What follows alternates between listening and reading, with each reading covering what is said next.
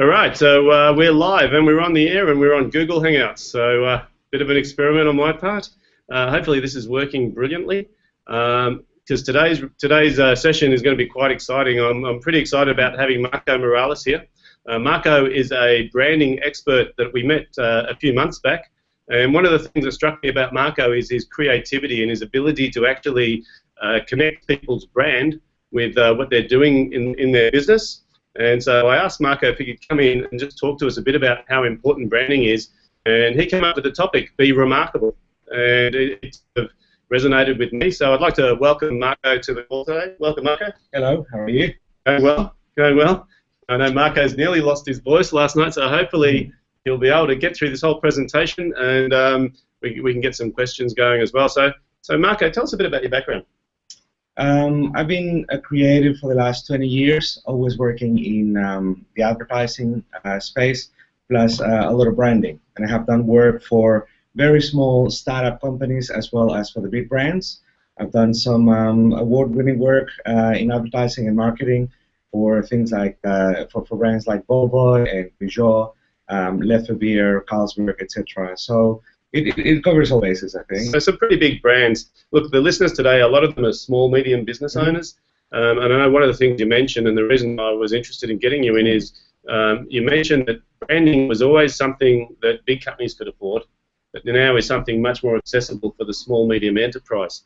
So I'm more intrigued about how a small enterprise can use branding to actually bolster up their marketing and how they can use that to get their success. So let's get into the topic. Be remarkable. Our first slide. Let's see if we can Absolutely. Get this. I think when it comes down to big brands, the question is how can small businesses manage to do the same thing? And what it comes down to is back in the day, big brands had access to the big media. Yeah. So it was almost like shooting flies with cannons. Just by sheer power of TV or print, they were able to get their message across. And they would flood the medium. Right. Nowadays, with the internet, everybody can be their own publisher. There's a lot more diversification. The costs have come down greatly. So now small startup companies and businesses can get the word out. And it's a much more engaging conversation. Once upon a time, brands used to tell you what to do and what they were about. Now there's an expectation that consumers can say something about that. Consumers have an opinion. They will talk about your brand. They will tell their friends about it. And a big brand can say, you should go and tell your friends about this because you are the one who makes that decision. So being remarkable is about finding what is it about your own business, your own brand, that makes it interesting, that strikes a chord with your audience, so that they tell their friends about your business. That's what it's really all about. Fantastic. And really, you mentioned social media and how it's changed the face of marketing. In the old days, you know, the big brands, they just used to throw a lot of money at sticking their brands out. And now what we've really got is a situation where with interactivity of the internet, people can really start to see a very targeted market, but also have this communication with them. Absolutely. And I think what's interesting is that we're almost going full circle, and it's not about social media only nowadays. It's about the mentality of social media. And the mentality is one of telling your friends, of sharing, of amplifying the message, of carrying it on. So here I put you can see on the screen. Now there's more and more variety or more and more volume of offer. So whatever you're offering, whatever your service is, it's very likely that there will be many other businesses that are offering the same thing. How do you mark that difference? How do you stay top of mind? When there's so many other businesses, how do you do that? It's a really good question. It's about becoming memorable. Milka in the screen did that by coloring a cow purple. They were the first ones to do that. And where every other Swiss chocolate was using the Alps and these beautiful pictures related to milk, they decided to color the cow purple. And that put them on top of the market. Interesting. Next slide. Here, I think this is a really interesting example where you could say, well, my business is actually not that exciting. It's not chocolate, it's not beer, it's something very common, very boring. You know, how can you make it remarkable? And I would like to remind everyone that Lynx, once upon a time, was just a deodorant. And you would have said, oh, you know, I make deodorants. Can we make that exciting? Well, you wouldn't think so. But now we know otherwise. And it's about making things remarkable. So I think what Lynx have really done is they've taken the emotion behind the deodorant, because really it is just deodorant, and they've turned it into a whole, almost a cult, isn't it? I think we're touching on something else, which is Lynx is very honest. Right? Regardless of how you perceive their advertising, they're very honest with themselves, and they have said what makes us different is that our deodorant makes the girls soon, and that's what we do. And they're going at it with all their might, with every campaign they do. It's always in the same direction, so they give a very clear message, and they're very honest to themselves. They don't hold back, and they say, no, this is what we're on about. So it becomes something that people talk about. Fantastic. Can we go to the next one? We can. So I think to run a successful operation in a business, you need, of course, a business plan, a business logic, which is what David excels at. And once you know what your business is, excuse me. Okay, that's very easy. Forgot about that. So once you know what your business is, so what you're selling, what the logistics of it is, then you need a branding strategy. And a branding strategy is basically putting a face to your business. So there may be 20 shoemakers in the street, but they're all run by different people. And every one of them will have, hopefully, a different character. And that is what makes the difference between one and the other. That's your branding strategy. And finally, a marketing strategy is how you reach your target market. So branding is about putting a face to your business. Marketing is about reaching out and finding the place in the marketplace. Okay, so really, like we talk about a business plan, that's pretty much the structure, the size, the targets. It's really about how we're going to build this house called your business. The branding strategy is really now talking about, well, what's our point of difference? Because you're right, in the marketplace today, with the internet, not only do we have this fantastic communication tool, but also we've got thousands and thousands of competitors coming from everywhere. So being different in a market where there's so many people is even more challenging. So I don't think people have ever considered a small business needs a brand. And now what we're saying is that the small business does need a brand, but then before they do their marketing, they actually need to be clear on their brand as well. Absolutely. I put together this little circle of life, if you may, and it shows how, first of all, you need a business plan. So you need to have a clear idea of what it is you're selling. As part of that business plan, usually you will also define who are you selling to. It's not always the case, but it's ideal at this stage, once you have a product or a service, to think who is actually paying for those services or products. So once you have your business in place, the next one is putting a face and a heart to the brand, and the way we do that is by looking at what makes your brand unique, what do your buyers and shoppers and audience care about, and finding how to communicate between those two. And finally, taking action. So when you put an ad on a radio, on a TV, on a print, on your Facebook, whatever you do should be influenced by your brand, by what your brand is saying. Okay. So they're the three. That's the circle of life. That's basically it. So let's go to the next slide, and I think this is a nice little graphic that I like to show people. Sometimes when I speak to clients, they say, "Well, my business wants to sell to everyone. We want to reach everyone." And I think that it's almost intuitive to begin with, but it doesn't work that way. I immediately ask them, so do you want to sell to 5-year-olds, to 10-year-olds? Is that the market? I say, well, not really. What about people in Japan? Well, not either. Okay, so it's not everyone. Right. Is it everyone in Australia, or is it just in our state? Is it just in your city or in your neighborhood? So on the next slide, we can see that what you're selling will appeal to some people. Yeah. In this case, I've made the example of something to do with music. Maybe the younger people will be interested, and that's fine. But then in the next slide, we can see that maybe you're talking about increased sales or increased business. And then some of the more senior people or business owners or people with more affluence will be listening. Yep. So now, if you have a product and you can see that more than one group of people would be interested in it, you might think, well, I could sell to this group of people and I could also sell to this other group of people, but which one is going to bring me the most benefit? Which one is going to be attracted more to what I have to offer, and therefore are the ones that are easiest to follow what you're selling. So really, when you talk about targeting, often the lazy approach is anybody who wants to buy my product. Yeah. And really what that means is I'm not sure what the question is.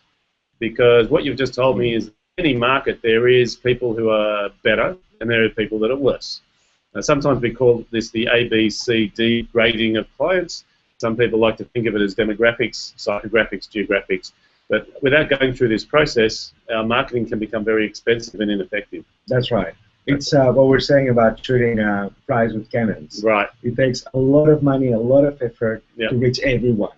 And also, I guess, your message gets so diluted because it has to appeal to young and old and affluent and non-affluent. So in the end, what you're selling is really not different from anyone else. Is this why branding's been out of the reach of the small business for so long? Because it was really a shotgun approach.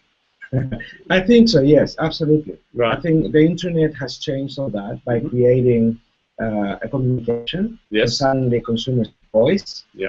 Also because consumers now can find out everything you have to say about your business or product. So if you're selling computers, then as a consumer, I'm going to go on the internet, research the different computers that they are. I'm going to compare prices. I'm going to know everything there is to know about them. I still have 20 tabs open on my computer, on my browser. I still have to make a choice, right? And that applies to whether it's flight packages on holidays, or whether it's getting insurance policies. Whatever you talk about, everything is already on the internet. So it's not about the information anymore. The consumers already have that information. Right. What they're looking for is a reason, of course, something that's going to make them feel like these are the people that I want to go with. I understand. Okay, so really now branding for the small business is not only available, it's almost necessary so that people can make these decisions, because they're making decisions based on a tab on their computer screen, and they could have three competitors open at the same time. That's right. And it's not a logical decision. That's right. It's an emotional decision. It's completely emotional. Excellent. Here I'm just putting an example of McDonald's versus Bill. Now, they both make hamburgers. You can see through their branding, through the message that they're putting across, that it's quite different. And it's attracting a different sort of people. Right. So I think by shaping your branding, you're shaping the sort of buyers that you're getting. Gotcha. If we go to the next slide. So let's say that you have a business and there's another 20 people who are selling the same thing. This is fairly common. It happens. It happens a lot. I did a branding strategy for a bakery in Sydney. And they had another 20 bakeries in the area. This is near Bondi Beach. Right? So it's Bondi Beach area. There's about 20 bakeries in the vicinity, and they needed to increase their sales and to open a new bakery. So what they had was a very good bakery that had been running for about a year and a half. They had a stream of shoppers, and they needed to expand, but they had all the other competition.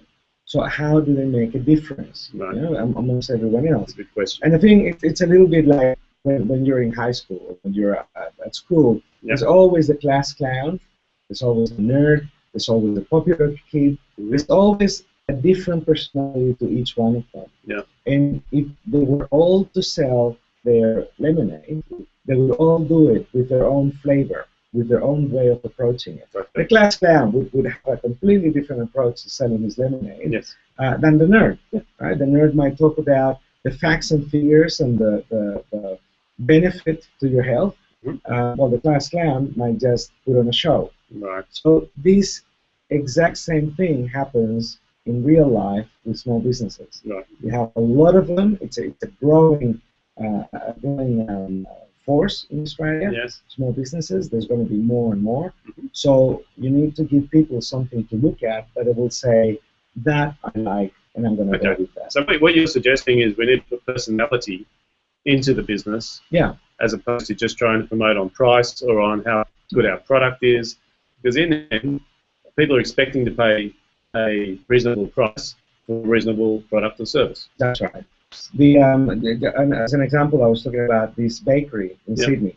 Now, they wanted to go ahead and talk about how great the quality of the pies are, and how they're organically sourced, and how good value for money you're getting, etc. But as I pointed out to them, that's exactly the same thing that every other bakery in Bondi Beach was saying. They were all saying how great the pies are, how great quality they have, how organically sourced, how they're made in Australia, etc. So that is not the point of difference, and that's not what you say to attract people in the first place. The proof is in the pudding. If you can emotionally attract them, they'll try your product, and they will be convinced. That will be the argument for them to continue being loyal. Right. But how you get their attention in the first place, that's the trick. So really what you're saying is people buy with emotion but justify with logic. That's right. So we need to be focused on getting them emotionally engaged with our product or service to stand out from the crowd. That's right. We need to leave a mark in their mind so they'll remember to go to you when they need you. Okay, great. So in the next slide, I think there's an example of someone who's doing it a little bit different. If you have all the different lemonade stands one next to the other, and you have this little girl walking around, you're going to take notice. Right. And maybe this is her favorite dog, and she's decided she's going to make it as part of her sales tool. And her branding is welcome to you. So this sounds very easy. Like, we look at this girl and it's obvious that she's different to everybody else. Yes. But when it comes to the actual business owner sitting there saying, how do I become different? Why do they straight away go to price, product? They go to the standard things that everyone else goes to. I think it's got a lot to do with what is traditional. Right. So traditionally, price has been always a big differentiator. Traditionally, there's been many things that you tick boxes to see what is that the client wants. Right. But I think as there's more variety, I would like to take the approach of saying what makes you more happy. I think people are looking for fulfillment, for happiness. Yes. I think there's so much offer nowadays that people get lost. It feels all of it impersonal. There's too much information. They're looking for human values that they're trying to attach back to their own selves. Yeah, and they're actually looking for humans to talk to in a sea of noise. That's right. And I think that whole intimacy, let's call it, relationship where the customer feels like there's someone who cares at the other end, they're willing to pay a premium for that, aren't they? Absolutely, absolutely. Yeah. Fantastic. So I personally have the approach that we can actually make the world a better place with branding. Okay. And so my differentiating point, I guess, is I'm a bit of a brand therapist because I found that I would do advertising and marketing campaigns for a business, and the first thing I would ask them is, so what are the values of your business? What do you care about? What is it that makes you tick? And they couldn't answer that question because it wasn't within the framework of quantity or value or price, etc. It was something that they hadn't really sat down and thought, what am I doing for myself, for the world, in a very holistic way? But that's where I think the point of difference is. And here I have three questions that you can ask yourself to figure that out. So sit on the couch, the couch, and I think we can see people are taking this approach. Not just small businesses, but big brands are starting to listen, starting to think, hang on, people want more than just price. So what are we giving to them? So my question to you is, what motivates you? What gets you up in the morning? What makes you do what you do? Why did you start a business in the first place? And sometimes the answer can be very big. Some people started a business because they wanted to change the world, or because they had an experience in their lives that motivated them to offer a solution to people in a similar situation. Sometimes they follow the steps of their parents, inherited a business and got onto it. So there's many answers, but there's also what I like to find out is questions about your philosophy on life. What do you what would you like to bring to the world? What would you like to? How would you like to make the world a better place? It's funny you mention this, because I often talk about vision in business and higher purpose. And one of my questions, and people struggle to answer, is what's the 100-year goal of your business? And they say, well, I won't be here in 100 years. I said, that's the exact point, because this shouldn't be about you. It should be about what the business is contributing. And this higher purpose, or your motivation, is so critical, isn't it? And you're saying in branding, it's the number one question. What motivates you? Because if you don't stand behind what you do in your business, then the passion doesn't exist. That's right. And it's not a single answer. There will be a list of answers. There will be 5 or 6 main areas. Some of them you want world peace, maybe. Some of them you want to spend more time with your kids. So whatever it is that motivates you, it's important to think about it, because that's where the truth of the truth and the essence of your branding is going to be. If it is your business, if this is what you've built, then of course it's going to be influenced by who you are. So if you want to every child to have a laptop, then your approach is going to be quite different to if what you want is to for the elderly to have a laptop. The way you're going to build it, the way you're going to treat with it, the way you're going to sell it is going to be quite different. So your motivation, very important, and it has to be genuine. Fantastic. So now the second question, now once you know what you are about, what you care about in life, the other thing we need to find out is what do your customers care for? What is it all about? So it really goes the extra mile to understand where are they at. Who is buying your product or your service? In some cases, it might be a 30 to 40-year-old woman who's in a crossroads trying to figure out whether she's going to start a family or not, whether she wants to reconnect with herself, whether she's going to choose a career path or a homemaking path. The very important questions that maybe is what your clients are asking themselves. So this is almost going one step further than target market. So target market really talks about who is it? Is it kids? Is it adults? Is it local? Is it global? Now we're talking about their psychographics, what they're thinking about, what they lose sleep over, what they want in life, what's important to them, those sorts of things. Absolutely, because if you can get into their mind, if you can figure out what is it that they need out of life, if you can offer that to them, they'll fall over following you. And here I'll put a couple of examples. It's in some cases, it's business to consumer directly. So you can think of who your consumer is. In other cases, in the far right, you need business to business. So even in business to business, you have to think who's making the decision of choosing your product or your service. So is it the decision maker? Is it the CEO? Or is it the financial controller? Is it the HR person? Is it middle management? And what they're doing is trying to gain little ticks on their promotion coming up. So whoever is your target group, You have to think about who are they really? What do they really care about? What makes them tick? And the key thing you just said, and I talk about this in sales training as well, is we don't sell to companies. We sell to people. And so when people say, well, my target market is corporates, and I look at them and it's like saying, I don't have a target market. I go, who in the corporate makes the decision? Well, somebody. It's a board. That's right. I go, I've never seen a piece of wood make a decision. You know, I go, no, it's a board. I go, who's on the board? And who's those people and what's their motive?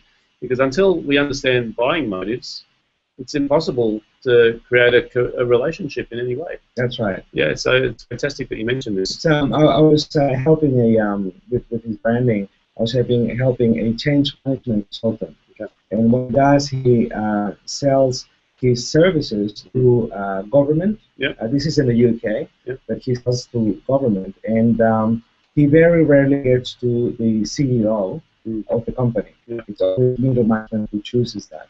But I was saying to him, you have to think who is making that decision, yep. because somebody is suggesting, somebody is recommending That's your right. services to be considered. Yes. And therefore, how do you reach these people? What do these people care about? Yep. They care about assisting their CEOs. They care about assisting in the process, and hopefully one day racing up to that level of seniority. So the more ticks in their board that they have, the better. Yep. So I was saying to him, well, these people very often, how do they go about finding your services?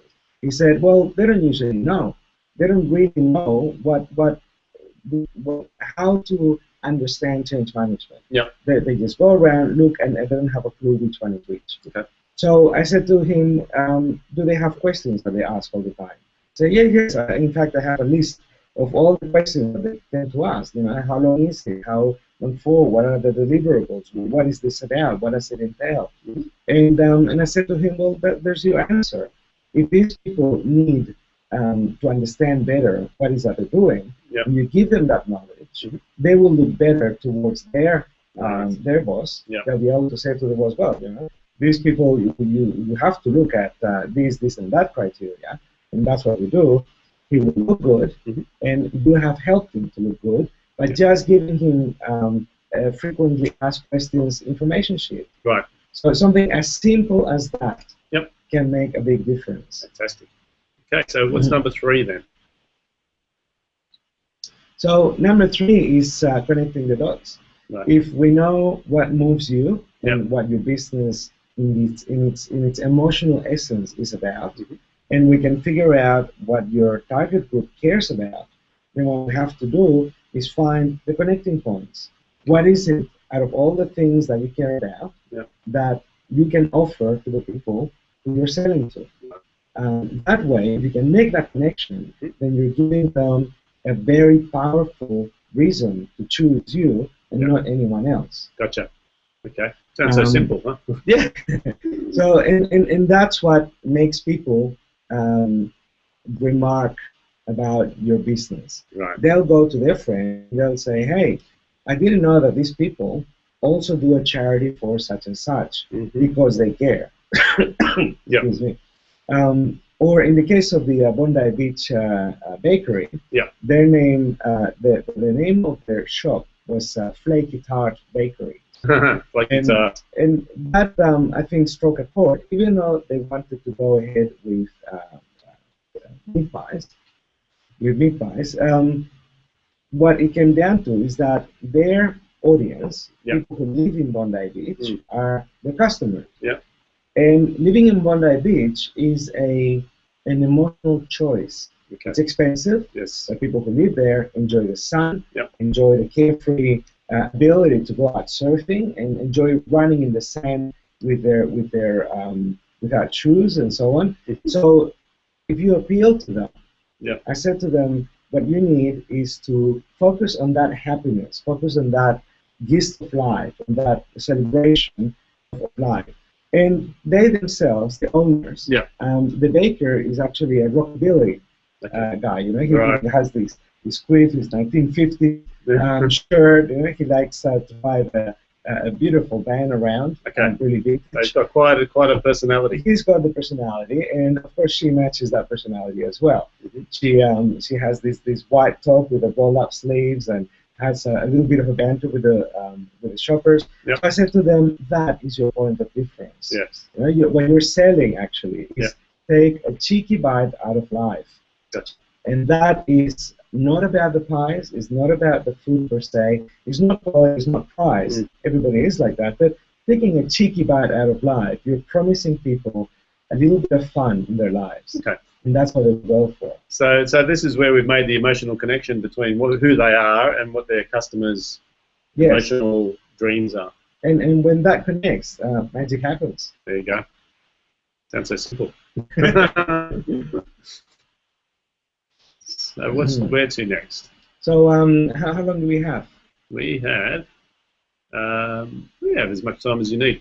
I have a few questions. Yes. So we've talked about a bakery, and we've talked about some large organisations, because I know your background is fairly much coming from the European market, a fairly large, sizable clients. What if we've got a cleaning company in Melbourne? How would you go? What would be the approach with a cleaning company? Actually, I'll give you a perfect example. I have a little backyard, and I've got it's a big mess out there. I'm out all the time working. My wife is looking after our 3 kids. We don't have time to clean out the backyard, so I got a friend of a friend to come over, and he's just started his business of gardening and cleaning around, cleaning the yards and so on. And he came over, did my yard, and we were talking about it. He was saying, yeah, I don't know what to do. You know, my business is called Travs Gardening Services, but I'm not sure how to go about getting more people to know that I'm around. So I did the exercise with him. I said, all right, well, what gets you up in the morning? And he's a very nice fellow, very, very down to earth. He said, well, just having a few drinks with my mates and enjoying life and no more than that. He said, okay, well, what about your clients? What do they think about you? Right? What do they say that moves you? How does that work? He says, well, they're all very busy people, and but they're always surprised at how quick I work. I come in, I get the job done, I get out, and they always say that I do it in a flash. I'm just really quick, just get in, get out. That's right. And I said, well, maybe that's your point of difference. That's the essence. You do things in a flash. And you're a gardener. What about a green flash? What about Trav the Flash? You know, it's something that you don't always have to say, but you can think about it and it can influence the way you do things. So what if the brand is about Trav the Gardening Flash? And so I designed a logo for him, and we turned the letter T, into a little lightning bolt, a green lightning bolt with a couple of leaves coming out of it. And he was so happy with that, because it's something that was natural, that his customers were already saying about him. And now that he's got this logo, he's printed it in his T-shirt, he's got it in his van, and he's so proud. Okay, so really what you're suggesting is once someone's got an essence, then that becomes, they'll know. Absolutely. Because it's an emotional decision, not a logical decision. And now, I am opening up. Anyone who has any questions on the call, please feel free to put them into the chat box, and we'll attempt to answer those as we're going. I've got plenty of questions for Marco. It's hard to get this man, but when I do have him, I have lots of questions. So, okay, I can understand how it works for the gardener. So let's sort of pick a few others, sort of more simple ones. Gardening is pretty simple. Let's get an electrician. It's probably a similar approach, isn't it? It's a service-oriented organisation. You know, when we talk about unique selling proposition, you know, and that term gets used to death, right? You need a unique selling proposition. I say it, and people go, yeah, what does that mean? Well, I say, what makes you different? And it's a difficult answer. Now, what you've just put a spin on today is it's really an emotional decision, and it needs to be connected. It's a connection between what the customer desires and what you love. Yes. So unless we know what you love and the customer desires, there's no way we can actually create this uniqueness. Absolutely, absolutely. I've been looking the last few days, in fact, for an electrician myself for a very particular project. Yes. And it's a bit of a crossover between gardening and lighting, and it's got to do with Christmas in August. So it's a funny one. And I've been looking at electricians' websites, and I can't tell them apart one from the other, except this one particular one, which is an electrician only during the months of Christmas. And in fact, his business only functions during Christmas. Gets together with a few other professionals and do all the decorations along the streets. There you go. In the small houses. So they found a niche. They found a niche. I remember them. I know who to call if I need that. Everyone else, I think they need to look into their own business and think, what do we care about? One of them might care about the environment. Maybe it's sustainability. Maybe they really strongly feel about that, in which case solar power might be something they can bring to the forefront out of all the services. Someone else might talk about safety, right? If they've had something in their lives that made them turn into to lights as a way to feel more safe, street lighting, for example, or security lighting. If that's what motivates them, then that's what they can also talk about when they define the branding to attract people who feel similarly. So I think every electrician is in fact different, given a chance to sit down and have a chat. So really what you're suggesting is that everyone has this answer somewhere, they just haven't found it. They need a therapist, a brand therapist. Okay. So look, just maybe some tips. Like if we were going to summarize for a business owner who's out there and says, okay, I'm feeling like I'm swamped, I'm feeling like I'm in price competition, and I need to start thinking differently. I mean, what are some quick tips and ideas? How can someone just sort of shortcut and just get some sort of response other than getting the brand therapist in? Well, I think the 3 questions that I've put forward today are very good ones to ask yourself. I think if you take some time out of your day to think what makes you tick, what got you motivated in the first place, what do you want to achieve in life, etc. It may feel like a useless exercise when it comes to your business, but if you take the time to write down those answers and then do the same exercise with your customers, you'll start getting an insight and you start thinking about what your customers want a lot deeper. So it's like running, you know, you can't just start a marathon from word go. You need to warm up a little bit. So questioning yourself is flexing those muscles, asking those questions, then doing the same thing about your customers will give you insights. And it might be things like if you start thinking about your customers, you start thinking, when do they buy most? When do they come over? What's stopping them from coming over? What is the popular things that occupy their minds? So the more you get into the mind of the people that you're selling to, next time you have St. Valentine's or Christmas or Mother's Day or any event on the calendar, you'll be thinking about how do those customers feel during that time, and that will give a more interesting shape to your Valentine's promotion or to your summer sale promotion, where everybody else is going to say winter sale, everything's cheaper. You might be able to say winter sale, everything is the same price, but we put aside 10% from all our sales towards a particular charity. And that people will remember. So it's about finding ways in which to reflect what you care about and what your followers care about, and then that will reflect on your marketing. So using that in your promotion as opposed to price, and constantly thinking of ways to key into those emotional buying motives, let's call it, and so that we can get clients to us out because we think the same way as them, as opposed to we're cheaper. That's right. Because I think this is the frustrating thing for me, watching people get into this price competition, which is a no-win situation. No wins because we think that we win if we put a discount out, then the competitor puts a discount out. So we're both losing. The customer thinks they're winning, but in the end, we can't sustain the price anyway. And so they end up losing now that you're well. talking about sustainability, I think what we achieve by thinking in more emotional terms, in more genuinely human terms, is that you're aiming at gaining the loyalty of people for a long, extended period of time.